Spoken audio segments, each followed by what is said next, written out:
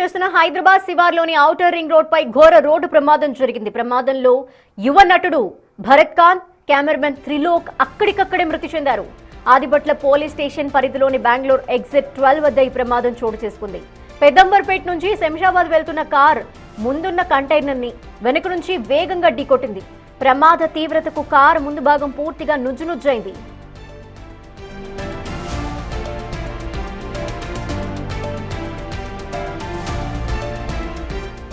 మృతులు ఆంధ్రప్రదేశ్లోని నెల్లూరు జిల్లాకు చెందిన వారిగా గుర్తించారు.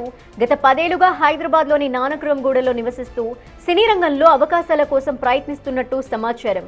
భరత్ ఖాన్ ఇటీవల టెనెంట్ చిత్రంలో నటించి గుర్తింపు పొందగా త్రిలోక్ కెమెరామెన్ గా పనిచేస్తున్నారు.